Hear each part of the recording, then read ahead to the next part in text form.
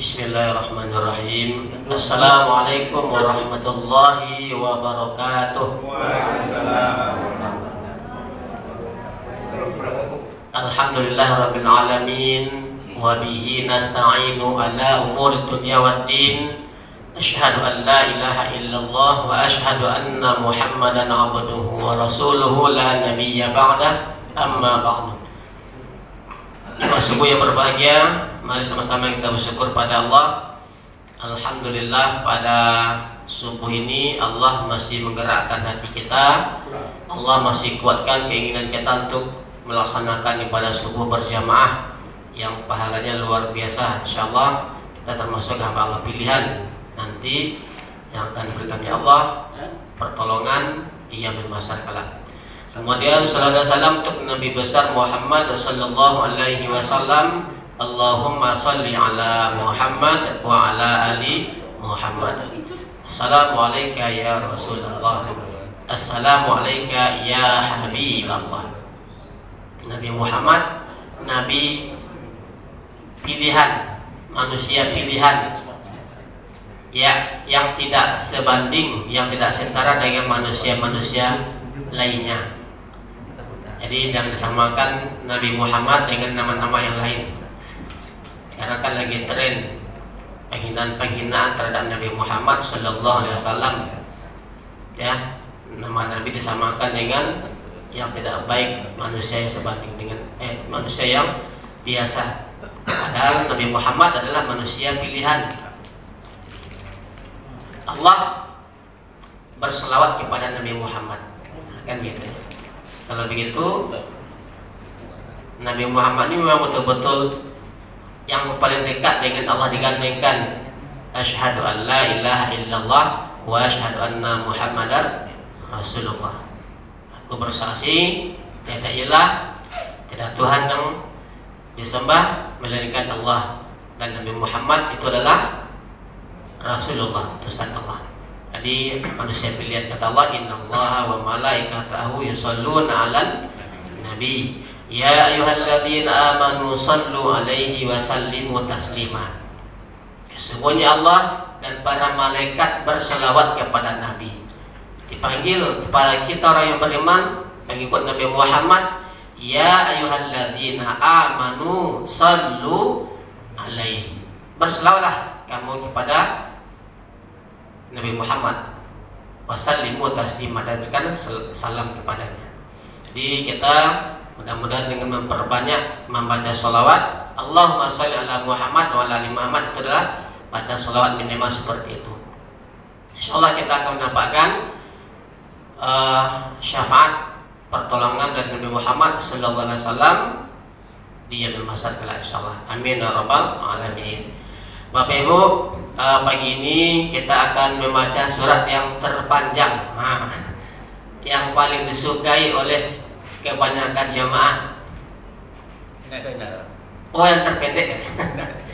Ya, surat Al-Kautsar. Silakan dibuka surat Al-Kautsar. Kita tasin sebentar dulu surat Al-Kautsar. Nah, nanti baru kita sampaikan isi kandungan yang ada dalam surat Al-Kautsar ini. Biasanya kan kita yang paling senang, yang paling suka baca yang ini kan. Panjang Ustaz Dewa aja kan. Siapa imamnya tuh? Si Anu. Mantap. Kenapa? Bacanya surat Al-Kautsar. Ringkas, pendek. Nah, tapi Bapak Ibu dirahmati Allah, manapun surat yang dibaca itu sesungguhnya bagus, tidak ada perbedaan sebetulnya ya. Akan tetapi kita akan melihat, jangan memilih yang terpendek, seperti itu. Yang pendek adalah supaya cepat. Anda seperti itu dia. Baik Bapak Ibu dirahmati Allah, sama-sama kita baca dulu. Nanti ikuti ya, kita talaki dulu, kita bacakan dan diikuti. Nanti baru kita apa isi kandungan yang ada dalam Al-Quran ini, dalam surat Al-Kautsar ini. Mari ikuti sama-sama. Kita latihan arah dulu ya pengucapan A, I, U. A, I, U. A, I, U. Itu aja dulu, yang dua baris ya. A, 3 baris. A, I, U.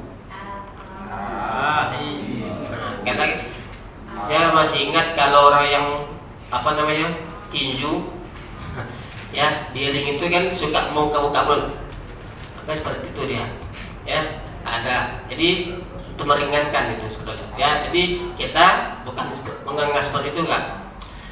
A I U A I U A I U A I U. Nah, 3 barisnya dulu ya, karena kalau semuanya kan banyak tuh wazannya, timbangannya. A I U ba A I U ba U an ani a na U an ani a na minal mu'ni ma'i an ani a ma'i an ani a. Itu hamzah huruf alif ya. Jadi ucapannya seperti itu.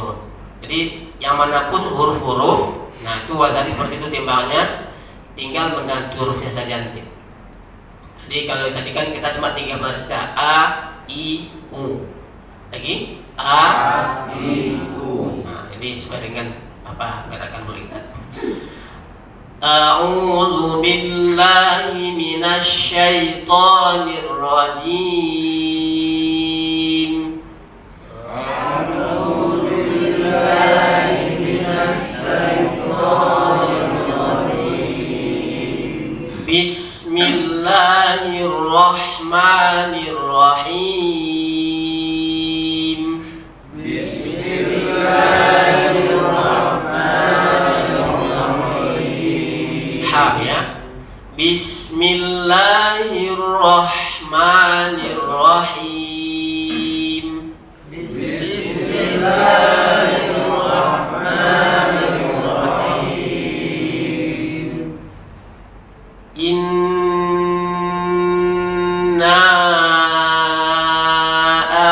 a'tainakal kautsar.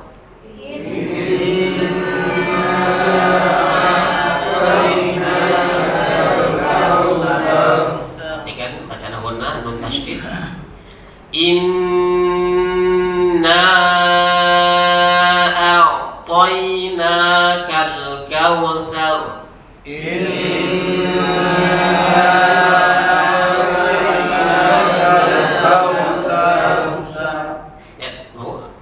Semuanya lihat di situ ada inna nun yang bertasydid ya. Itu namanya wajibul ghunnah, wajib berdengung atau ghunnah musyaddadah. Dengung yang bertasydid itu ada 2 kan, mim dan nun. Bila ada mim yang bertasydid, nun yang bertasydid didengungkan. Ditahan antara 2 sampai 3 harokat, ditahan.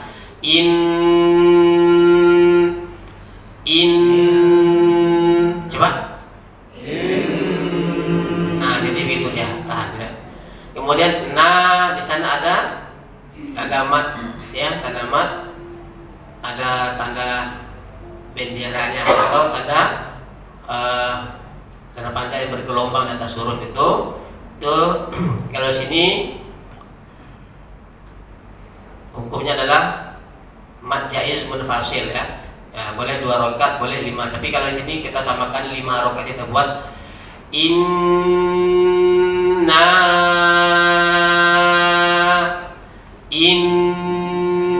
dengungkan, ditahan. A'tainakal kautsar. Coba 1, 2, 3.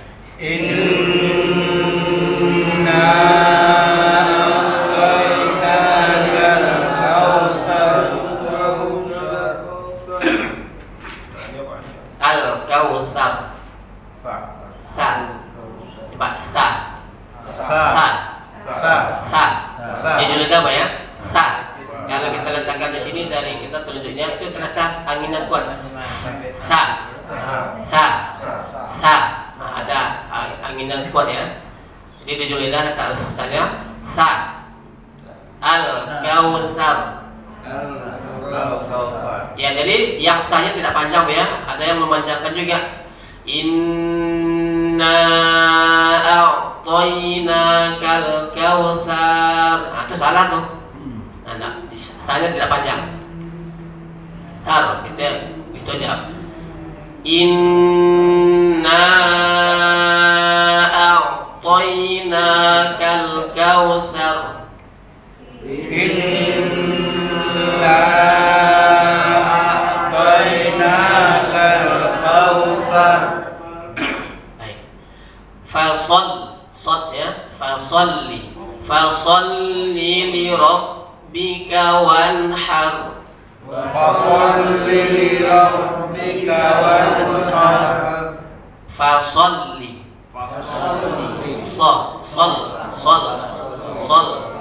Fasolli li rabbika wanhar. Fasolli li rabbika wanhar. Wanhar. Nah, jadi kalau kita baca ha beda lagi tidak. Kalau wanhar beda pengucapannya. Kita ulangi. Fasolli li rabbika wanhar. Fasolli li rabbika wanhar. Inna syani'aka huwal abtar.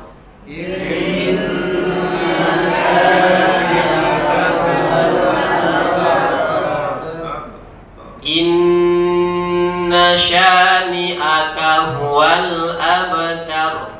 Inna syani'aka huwal abtar. Baik ya Bapak Ibu, di situ ada sudah cukup ya. Jadi walaupun 3 ayat, tapi di sini kita perlu melihat juga pengucapan huruf, hukum tajwid yang terdapat dalam surat ini, dalam ayat ini. Kalau nun yang bertasydid ada berapa di sana? Ada 2. Ada 2 Pak ya. Ada 2 nun yang bertasydid, berarti bacanya wajibul gunnah, wajib berdengung, ditahan, didengungkan antara 2 sampai 3 harokat.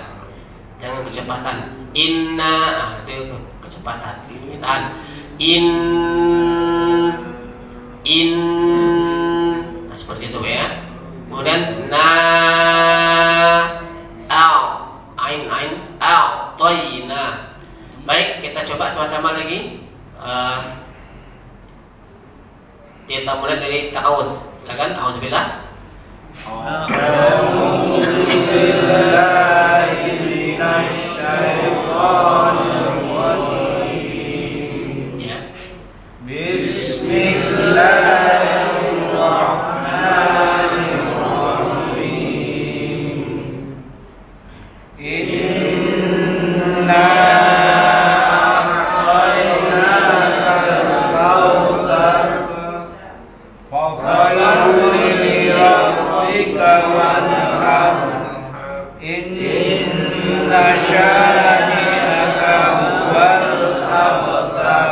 Baik, alhamdulillah, terus sama-sama Pak ya. Kita coba satu laki-laki, satu ibu. Nah, siapa dulu ya? Silakan lah. Jawab. Pak Jawahir atau Pak Simirik? Saling kanan ya. Pak Amir. Pak Hendri, ya, silakan Pak. Pak Hendri. Pak Amir. Pak Hendri. Yang mewakili. Silakan.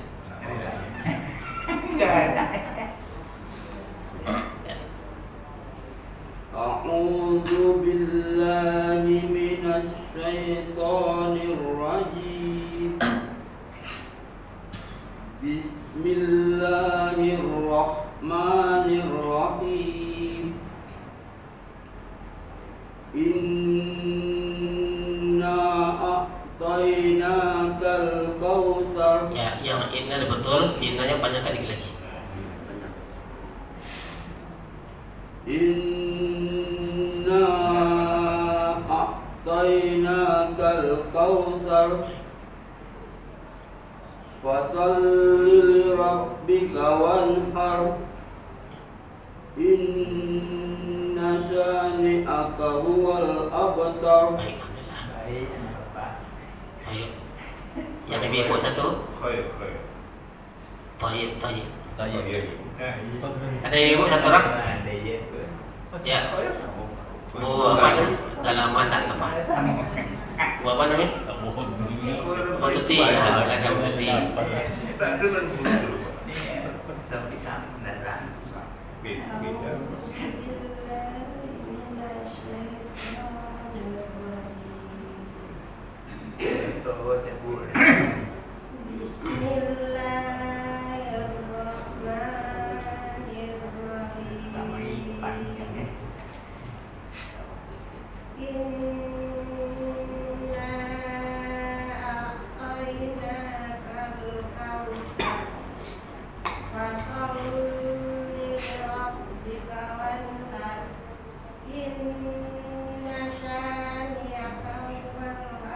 Ya, syani'aka. Hamzah ya.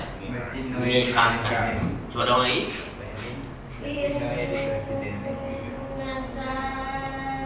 Syani kepanjangan pula. Syani'aka. Jangan terlalu panjang. Kepanjangan tuh. Coba lagi. Inna syani'aka huwal abtar. Syani'aka. Jangan terlalu panjang saja.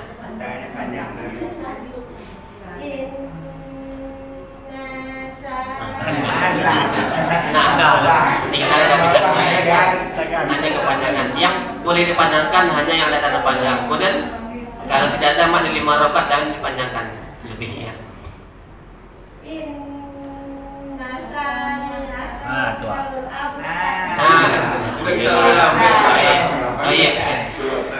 Tidak, mungkin teringat rumah di sana jauh.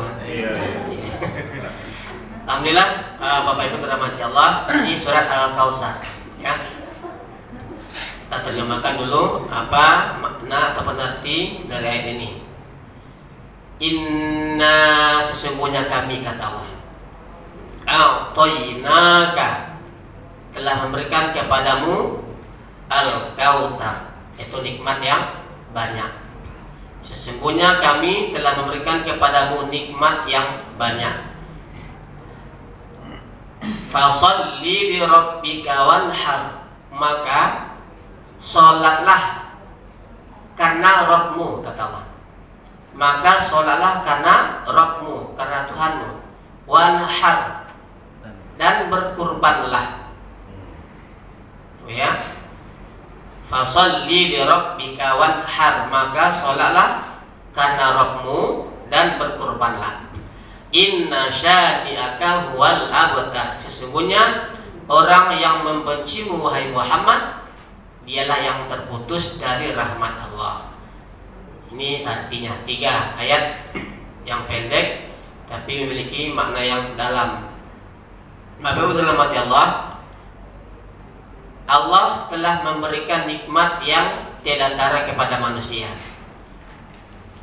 Demikian banyak nikmat yang Allah berikan, nikmat kesehatan, nikmat kekayaan, harta yang melimpah, pangkat dan jabatan, semua yang ada kita miliki saat ini itu nikmat Allah yang wajib kita syukuri.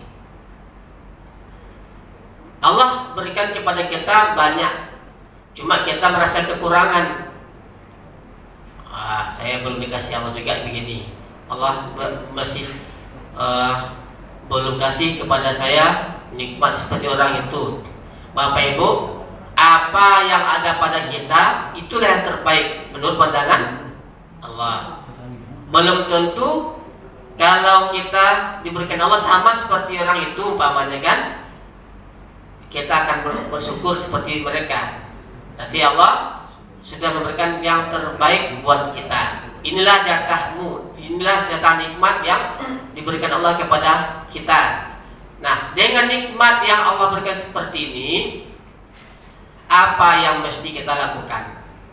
Tentu bersyukur kepada nikmat yang telah diberikan oleh Allah Subhanahu wa taala. Coba kita bayangkan Bapak Ibu. Saya ambil satu saja contoh mudah, nikmat udara. Nah, sejak kita dilahirkan oleh Allah sampai saat ini kan tidak putus-putus Allah kasihkan udara. Ya Pak ya. Satu itu aja dulu, nasi yang lain. Udara yang kita hirup sejak kita baru lahir hingga saat ini kan tidak berhenti Allah kasih. Stop kata Allah, nah, matilah kita tuh. Ya kan? Dihentikan oleh Allah udara ini, angin ini, jangan berembus dulu. Jangankan 10 menit, mungkin 1 menit, 2 menit kita sudah gak bisa nafas itu ya, kayak butuh udara. Jadi kalau begitu dengan yang ada pada kita saat ini, ya sama-sama kita mensyukurinya. Apapun nikmat yang diberikan oleh Allah, mari sama-sama kita mensyukurinya. Kata Allah, wa in ta'uddu ni'matallahi la tuhsuha. Jika kamu mencoba untuk menghitung nikmatku, pasti kamu tidak akan sanggup untuk menghitungnya. Ya, Pak ya? Tidak bisa kita menghitung nikmat Allah. Saya coba menghitung ketika malam-malam hari, bintang yang ada di atas tuh sakit 1, 2, nah namanya sudah dihitung tadi kan itu 1, 2, 3, 4. Nah nggak bisa kita hitung bintang di langit ya. Kemarin kan ada 5 planet yang sejajar. Nah coba yang mana sudah dihitung itu, ada yang jauh sekali ya. Waktu sudah subuh baik pulang tengok, oh nampak ada planet yang sejajar, ada 5 planet ya. Nggak bisa dihitung, jauh. Nah jadi, oh iya itu ada nampak, jelas ini ada kurang. Artinya nikmat Allah itu terlalu banyak, nggak bisa dihitung. Bagi kita bersyukur. Dalam surat Al-Kautsar ini ada 2 cara bentuk ibadah. Pertanda kita mensyukuri nikmat Allah. Allah kasih kepada kita setiap apa yang diberikan Allah, kita jangan lupa mengucapkan alhamdulillah. Jangankan kita sudah mendapat kabar saja. Bapak besok akan mendapatkan suatu rezeki umpamanya kan, alhamdulillah. Kan itu dia, alhamdulillah. Kemudian apa lagi? Kita mendapatkan informasi anak berhasil umpamanya kan, dia naik kelas atau lulus di SNPTN itu, nah gitu, di perguruan tinggi, alhamdulillah. Ucapkan alhamdulillah. Namun tidak hanya di lidah saja kita bersyukurnya mengucapkan alhamdulillah, akan tetapi lebih dari itu dalam bentuk aktivitas ibadah. Inilah yang mesti kita lakukan. Dalam surah ini ada 2 bentuk ibadah cara kita mensyukuri nikmat Allah. Fasholli li rabbika wanhar. Ada 2 bentuk ibadah kita mensyukuri nikmat Allah. Yang pertama, fasholli li rabbika. Salatlah kamu karena Rabbmu. Salatlah karena Tuhanmu, kata Allah. Jadi yang pertama itu bentuk ibadah kita, cara kita bersyukur kepada Allah dengan melaksanakan salat. Terutama salat fardu yang 5 waktu. Salat fardu yang 5 waktu inilah pertanda kita taat, pertanda kita mensyukuri nikmat Allah. Penting salat fardu yang 5 waktu jangan sampai lalai, jangan sampai ditinggalkan apalagi. Ini ya. Apa pentingnya salat? Kita ringkas saja. Yang pertama, salat merupakan perintah Allah. Aqimis shalah. Dirikanlah salat, kata Allah. Di lain ayat, wa yuqimunas shalah. Orang-orang yang tanda yang bersyukur nikmat Allah, tanda mereka yang taat kepada Allah, mereka salat. Kalau dia tidak salat berarti dia tidak taat, tidak patuh kepada Allah, berarti dia ingkar. Akan itu dia ingkar kepada perintah Allah. Jadi padahal yang namanya perintah itu kan wajib. Fasholli li rabbika. Salatlah, kan ada kata perintah sana. Salatlah kan. Salatlah karena Rabbmu. Di samping kita melaksanakan ibadah kepada Allah, tapi juga diikuti dengan li rabbika, karena Allah, lillahi ta'ala, karena Allah. Jadi kita melaksanakan ibadah itu diikuti dengan ikhlas. Dengan ikhlas mengharap ridha Allah.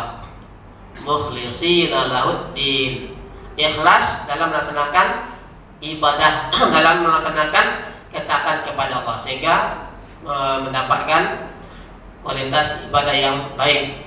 Tapi kalau diikuti dengan embel-embel yang lain, maka jangan, bukan karena Allah tapi karena riya umpamanya, Ini menyebabkan bisa rusak amalan ibadah kita, tidak karena Allah lagi. Jadi setiap ibadah kita itu luruskan kita, ya Allah, luruskanlah hamba ya Allah, ingin mencari keridhaan-Mu. Jadi kita melaksanakan ibadah itu ibtigha mardatillah, untuk mencari keridhaan Allah. Ini yang pertama, salat merupakan perintah Allah. Yang kedua, salat merupakan amal yang mula-mula ditanya Allah nanti di yaumil mahsyar kelak. Nah, itu Pak ya. Amal yang pertama ditanya Allah nanti di hari kiamat adalah salat. Nah, belum yang lain-lain Allah tanya lagi, tapi Allah tanya salat dulu. Awwalu ma yuhasabu bihi al-amadu yaumal qiyamati shalah. Amal yang mula-mula nanti ditanya Allah nanti di hari kiamat dari seorang hamba adalah salat. Nah, maka salat inilah yang paling utama. Masih ada sambungan hadisnya. Jadi sholat jangan sampai ditinggal, terutama sholat fardu yang 5 waktu. Apakah itu sholat wajib? Nah, tapi juga sholat sunnah untuk memperkuat amalan ibadah wajib kita. Jangan sampai kita tinggal. Ini banyak pertanda kita bersyukur pada Allah dalam bentuk ibadah. Seperti itu dia. Kemudian apalagi pentingnya sholat? Sholat merupakan tiang agama. Kata Rasulullah, as-sholatu imaduddin. Sholat adalah tiang agama. Tegaknya pondasi keislaman yang ada pada kita terletak pada ibadah sholat. Bila kita sholat berarti kita telah menegakkan sendi-sendi keislaman, terutama pada kepribadian seorang muslim setiap kita masing-masing. Bila kita meninggalkan sholat, berarti kitalah yang akan meruntuhkan, merobohkan kekuatan Islam yang ada pada diri kita masing-masing terutama. Jadi ini yang berikut adalah sholat merupakan amal yang sholat merupakan kunci ibadah. Bila kita melaksanakan ibadah lain, sholat jangan ditinggal. Bila kita sholat, ibadah lain juga tetap jalan, seperti itu. Kemudian sholat merupakan pembeda antara muslim dan non muslim. Nah, jadi sholat inilah pembeda. Pak, dia nak sholat ni Islam, nah, tapi dia itu dikategorikan ingkar kepada perintah Allah. Kata Rasulullah, ini ancaman Rasulullah nih, man taraka shalah muta'ammidan. Siapa meninggalkan sholat dengan unsur sengaja, ya, man taraka shalah muta'ammidan faqad kafara jihar. Sungguh ia telah termasuk orang yang ingkar. Ada yang menerjemahkan kafir kepada Allah. Kafir itu kan bermakna menutupi kebenaran. Berarti dia telah ingkar kepada Allah, menutupi kebenaran, dia kafir. Sebutan dari Islam itu ya kafir. Orang yang ingkar itu ya dalam sebutan Islam ya ingkar ya. Tapi kalau orang yang di luar Islam itu bermakna kafir. Ada yang marah disebut kafir ya. Itu padahal itu sebutan bagi dalam Islam bagi mereka yang di luar agama Islam, yang tidak agama Islam, yang memang orang kafir dia. Itu sebutannya tidak ada yang kata-kata lain memang. Nah, itu dia. Non muslim Ustaz. Kita kan diperhalus non muslim. Nah, bolehlah non itu kan tidak. Nah, tapi sebutan kita yang seperti itu dia. Banyak kata-kata dalam Al-Quran itu kan qul ya ayyuhal kafirun. Dan beberapa ayat yang lain memang seperti itu dia, jelas. Nah, Bapak Ibu dirahmati Allah, ini perintah pertama dalam surah Al-Kautsar, fasholli li rabbika wanhar, maka sholatlah karena Rabbmu. Apalagi yang berikutnya perintah kurban, wanhar. Nah, ini dia, wanhar, dan berkurbanlah. Ya Pak ya, tanda kita bersyukur kepada Allah atas nikmat yang diberikan oleh Allah kita dengan melaksanakan ibadah kurban. Kurban ya, kalau Bapak Ibu kita lihat di situ kan sudah dipajang biasanya ada apa namanya baliho. Ada ancaman Rasulullah bagi mereka yang berkelapangan tapi dia tidak mau berkurban. Diingatkan, man kana lahu sa'atun wa lam yudahi fala yaqrabanna musallana. Siapa yang sudah mampu untuk menyembelih hewan kurban, siapa sudah mampu siapa yang diberikan Allah kelapangan rezeki, terutama dari segi finansial, keuangan, kemudian dia tidak mau berkorban, walam yudahi, dia nggak mau berkorban, fala yaqrabanna musallana, janganlah mereka mendekati tempat sholat kami. Ini ancaman serius ini dari Rasulullah Sallallahu Alaihi Wasallam. Nah, Bapak Ibu dirahmati Allah, ini hadis riwayat Ahmad, Ibnu Majah dan Hakim mensahihkannya. Kalau menurut paham mazhab Abu Hanifah, nah ini kalau ancaman ini menunjukkan wajibnya berkurban. Jadi kalau menurut Imam Abu Hanifah ini adalah wajib hukumnya berkurban. Kalau menurut jumhur ulama, kebanyakan pendapat ulama, ya itu hukumnya adalah sunnah muakkad yang dianjurkan saja. Namun di sini kalau menurut Imam Abu Hanifah itu adalah wajib. Jadi penganut paham Abu Hanifah ini menyatakan bahwa ancaman dari hadis Rasulullah ini serius ini. Wajib bertanya berkorban. Kenapa di sana wanhar? Karena ada perintah, ya kan? Jadi kalau sama dengan fasolli li rabbika wanhar, dari redaksi kalimat ini sholatlah, akan tuh berkorbanlah, kan kata-kata di sana menyatakan perintah. Kalau dalam usul fikih itu disebutkan setiap yang namanya perintah adalah wajib, kan seperti itu dia. Perintah untuk berkorban tentunya diperintahkan untuk bagi mereka yang memiliki kemampuan secara finansial, keuangan.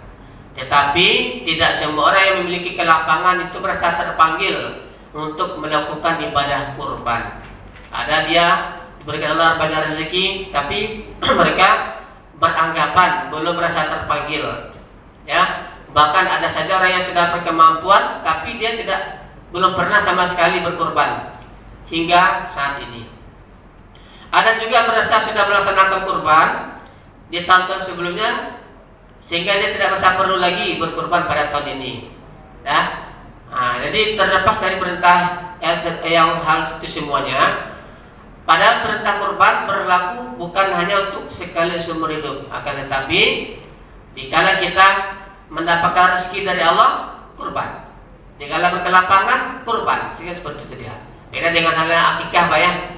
Kalau akikah itu memang sekali seumur hidup. Tapi kalau yang ibadah kurban ini, bagi kita berkelapangan, silakan. Kan seperti itu dia. Nah, Bapak Ibu dirahmati Allah, ini yang penting kita cermati soal apa berkurban. Kita lihat, karena kalau kembali ke dalam ayat 2 surah Al-Kautsar tadi kan perintah di sana, fasolli li rabbika wanhar. Berarti perintah Allah. Ada 2 perintah. Yang namanya perintah kan disuruh. Nah, jadi sholatlah, kemudian berkurbanlah. Perintah kurban inilah yang mesti kita juga melakukannya. Dari firman Allah ini wanhar, berarti dia merupakan amar, perintah wajib bagi kita untuk melaksanakan ibadah kurban. Namun menurut jumhur ulama, menurut kebanyakan para ulama berpendapat ini adalah hukumnya sunnah muakkad yang sangat dianjurkan. Nah, Bapak Ibu, pernah terkait dengan masalah perbedaan pendapat ini, yang menyatakan, ulama yang menyatakan ini sunnah muakkad karena mengambil beberapa hadis, ya, rujukannya. Salah satunya disebutkan ulama yang mengambil pendapat dan berdalil dengan riwayat dari Ibnu Mas'ud Al-Ansari, itu disebutkan yang artinya kita baca ini, ya. Sesungguhnya aku, kata Rasulullah nih, sesungguhnya aku sedang tidak berkurban, tidak akan sedang berkorban. Padahal aku adalah orang yang berkelapangan. Ya, jadi aku sesungguhnya tidak berkorban. Padahal aku adalah orang yang berkelapangan. Itu kulakukan karena aku khawatir kalau tetanggaku mengira kurban itu adalah wajib bagiku, bagi Nabi Muhammad. Kan begitu. Ternyata Nabi pernah tidak berkorban seperti itu. Satu di antara ini. Mungkin ada beberapa hadis yang lainnya. Ini hadis riwayat Abdul Razak dan Baihaqi dengan sanad yang sahih. Sedangkan Syekh Ibnu Utsaimin mengatakan pendapat yang menyatakan wajib itu tampak lebih kuat daripada pendapat yang menyatakan tidak wajib. Hal itu hanya diwajibkan bagi orang yang mampu saja. Jadi di situ disebutkan siapa yang sudah berkelapangan dari segi harta, dari segi finansial keuangan, mampu dia. Nah, dia tidak mau berkorban. Nah, ini ancaman Rasulullah. Jangan mendekati, ya, jangan mendekati tempat sholat kami di hari raya Idul Adha itu, seperti itu dia. Nah, jadi Bapak Ibu, terlepas dari hal itu semuanya, yang penting bagi kita hakikat kurban. Makna kurban itu kan asal katanya qurba ya qurabu kurbanan, artinya dekat. Jadi kalau kita ingin dekat dengan Allah, ya berkurban. Kalau kita tidak ingin jauh dari Allah, lakukan ibadah kurban. Jadi mana hakikat kata kurban tadi mendekatkan. Jadi salah bentuk kita mendekatkan diri kepada Allah dengan kita berkurban. Bapak Ibu, kalau kita hitung-hitung nikmat Allah kan tadi seperti disampaikan tadi kan di awal, itu kan tidak bisa kita menghitungnya tuh. Logika kita dari tahun ini hingga tahun yang akan datang tak berhenti-berhenti alokasi rezeki berupa harta, berupa uang, berupa pekerjaan, berupa yang lainnya kan gitu. Nah, 2.500.000, 2.600.000 ya yang kita keluarkan untuk berkorban itu, kalau kita pikir-pikir, kita bandingkan dengan nikmat yang Allah berikan, tidak senilai. Nah, itu bayang, tidak sebanding. Iya ya. Hari ini, tahun ini Allah kasih nikmat banyak. Tidak hanya kita, tapi kepada istri kita. Tidak istri kita juga kepada anak kita, dan juga nikmat-nikmat yang lainnya. Tidak putus-putus. Tapi kok 2.500.000, 2.600.000 kok payah kita mencarikannya ya. Gitu. Maka ada solusinya. Tidak bisa kita, ya memang ketika kita diminta sampai saat ini, saya pun belum ada uang cukup lagi nih. Ini kita usahakan ini kan, ya. Tapi usaha kita niatkan, tekad yang kuat. Kalau ada niat kita yang kuat, mau dulu Pak, mau tidak berkorban, mau tidak kita ikut korban, mau. Nah, kalau sudah ada mau itu, ada yang tekad yang kuat, maka kemampuan itu bisa kita ciptakan. Itu kata-kata kuncinya. Bila ada kemauan yang kuat, bila ada kemauan kita yang kuat, maka kemampuan itu akan bisa kita ciptakan. Seperti itu dia. Ustaz, ya Pak. tanya sedikit, saya potong sedikit ya. Nah, ya. Disebutkan tadi Ustaz kan apabila punya kelapangan maka kita harus berkorban, apabila tidak konsekuensinya jangan dekati tempat sholatku. Yang dimaksud di situ Ustaz, ketika sholat Idul Adha itu saja atau sholat-sholat yang lain? Ya, secara umum semua sholat. Tapi secara khususnya kan di hari raya itu. Nah, tidak mau dapat berkorban juga. Nah, tidak salah teman-teman. Jangan dekat-dekat tempat sholat kami ini ketika sholat Idul Adha. Kedua Ustaz, Ya. kan di situ juga disebutkan kalau kita punya kelapangan Ustaz. Artinya kalau dalam pengertian kelapangan ini, apakah kira-kira, contoh misal saya, ketika itu saya tak punya duit, tak punya uang saya. Memang benar-benar untuk membayar kurban yang sekian itu tidak ada, tidak cukup. Apa sementara saya punya sawah 5 petak, apakah saya harus menjual sawah itu untuk berkurban gitu Ustaz? Baik, nah, Pak. Makasih Ustaz. Ya Pak, masih sama-sama. Jadi begini Bapak Ibu, kan perbedaan pendapat ulama di sini yang ada yang menyatakan wajib, ini Imam Abu Hanifah, ya. Nah, imam-imam yang lain menurut pendapat kebanyakan menyatakan sunnah muakkad. Maka saya mengambil yang tadi itu, akan soal sesungguhnya aku pada hari ini tidak berkorban, kan gitu ya.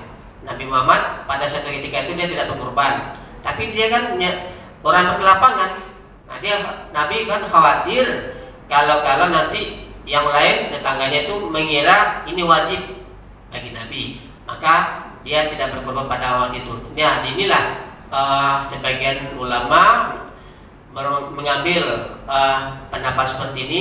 Oh, nyatakan sunnah muakkad saja yang sangat dianjurkan. Jadi sebetulnya tinggal kita mensiasati sebetulnya. Memang pada waktu saat ini kita ingin berkorban, tapi kita tidak ada uang di mana pula, sedikit pun tidak uang. Maka saya ini tidak berkelapangan hari ini, tapi kita ingin juga.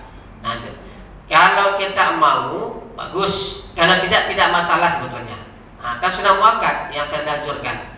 Nah, kalau kita membatalkan saya tidak apa-apa juga sebetulnya. Cuma gimana kita nama sudah tertulis supaya gitu kan. Nah, tapi bukan sekedar ya, kita usahakan lah bagaimana. Ya.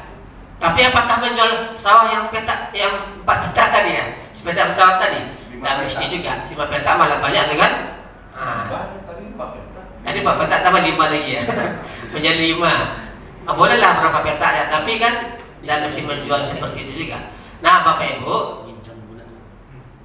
ada juga yang berpendapat kalau yang betul-betul jihadnya tinggi, dia memang mau dia. Ya. Dia berjuang, itulah yang bisa dilakukannya. Allah tidak putus-putus kasih nikmat. Namun kalau kita jual juga gimana? Ya, itu terpulang kepada kita. Mau kalau kita jual silakan. Kalau tidak juga nggak masalah, kan tidak dibebani kewajiban di sana lagi. Kan sudah muakkad hukumnya lagi. Saya bertanya tentang kelapangan. Di satu sisi sedang sempit, di sisi lain itu ada yang bisa melapangkan begitu kira-kira. Ya. Pilihan kita sebetulnya Pak. Pilihan kita. Satu sisi kita berkelapangan. Kalau berkelapangan, yuk kita korbankan seperti itu dia. Kalau sisi lain kita gimana yang tidak ada, ya udah nggak, berarti kita tidak mesti memaksakan, jatuhnya kepada sunnah muakkad tadi. Nah, seperti itu aja. Nah, jadi kita kembali sebetulnya kepada hakikat korban tadi. Kalau kita ingin dekat dengan Allah, ya kita berkorban, itu saja. Jadi kalau di sininya para ulama menyatakan sini bagi yang berkelapangan dari segi finansial saat itu, kan seperti itu. Nah, kalaupun di saat itu tidak berkelapangan, tidak ada rezeki, dengan cara yang lain, dengan menabungkah namanya untuk berikutnya, bukan tahun ini enggak, umpamanya kan, mungkin dengan mencicil, itu adalah satu cara. Itu saja Pak. Ya. Dari sini kan disebutkan pada saat itu berkelapangan dari segi finansial, dari segi keuangan ada dia, tapi dia tidak mau berkorban. Inilah yang diancam oleh itu. Janganlah coba-coba mendekati tempat sholat kami ini, kata Rasulullah. Nah, itu aja Pak ya. Nah, jadi begini Bapak Ibu, sebetulnya ini masalah cinta kita kepada Allah seperti halnya yang dilakukan oleh Nabi Ibrahim alaihissalam. Itu saja sebetulnya. Nabi Ibrahim berapa tidak cinta itu kan? Anak yang dikorbankan sudah sekian tahun, 80 tahun menunggu tuh, bukan sebentar Pak, 80 tahun menunggu, ya, menginginkan seorang putra yang soleh. Allah kasih, datanglah perintah sembelih anakmu. Ini perintah Allah tuh setan ini kan itu. Sampai sudah kuat keyakinan Nabi Ibrahim, maka dia minta pendapat lagi sama anak. Wahai anakku, semalam ayah bermimpi, bagaimana menurut pendapatmu? Ayah bermimpi akan menyembelih kamu. Itu dilakukan berdiskusi dengan anak, langsung sembelih itu kan. Jadi ini artinya apa? Artinya kita diajarkan untuk sharing, bahasa sekarang ini kan, dengan anak, minta tukar pikiran lah. Dia tidak langsung, walau anak itu salah, walaupun anak itu berikan petunjuk, bagaimana pendapatmu wahai anak, kan seperti itu ya. Ini pendidikan. Jadi Bapak dirahmati Allah. Nah, ini dua perintah yang mesti kita lakukan dalam surat Al-Kautsar ini ya. Masih banyak cara-cara yang lain tanda kita untuk mensyukuri nikmat Allah. Karena di sini kan disebutkan ini, inna syani'aka huwal abtar. Sesungguhnya orang yang membencimu, ini pendekatan pada Nabi Muhammad, dialah yang terputus dari rahmat Allah. Jadi mari sama-sama kita upayakanlah sebisa mungkin untuk bisa melakukan berkurban. Kalau tidak bisa tahun ini, yuk untuk tahun-tahun berikutnya lah. Ya kita bisa hari ini, umpamanya besok lah, kita mau butuh untuk bayar pendidikan anak 10 juta, uang tak ada, kemana kita carikan? Bisa kita carikan. Itu kita butuh kepada harta. Kita besok pesta anak umpamanya 2 hari 3 hari lagi, butuh 5 juta, kita carikan dapat. Nah itu butuh kepada harta, kita cinta kepada harta ini ya. Jadi kalau kita ini kurban, ini kan logika-logikanya nih Pak ya. Ya, jadi kita butuh, tapi nggak ada pula. Biasanya Allah berikan keringanan sebetulnya. Ya, pendapat para ulama di sini terlepas dari masalah wajib ataupun yang sunnah muakkad, yang penting kita bukti kita cinta kepada Allah, ingin dekat kepada Allah, tidak ingin jauh. Nah, yuk kita laksanakan dengan ibadah kurban itu saja. Ya, tidak ada yang nggak apa-apa. Nah, ini memaksakan diri. Ini yang bagi yang berkelapangan banyak pada saat itu ada, tidak mau dia juga. Ya udah, ini karena ancaman Rasulullah tadi. Baik Bapak Ibu dirahmati Allah, sepertinya saya ada keperluan ini pagi ini antara anak KKN di pagi ini.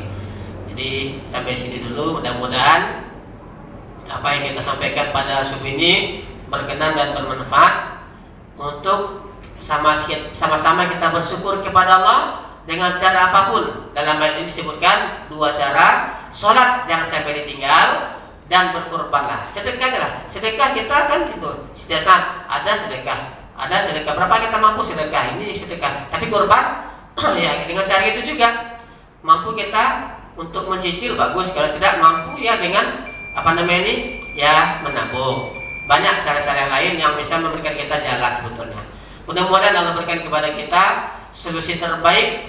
Allah berikan kepada kita kemauan yang kuat, tekad yang kuat untuk mau berkorban. Insya Allah kemampuan itu akan bisa kita ciptakan. Itu adalah kata-kata kuncinya. Semoga kita dapat mengamalkan apa yang disampaikan Allah dalam surat Al-Kautsar ini. Amin wa rabbal alamin.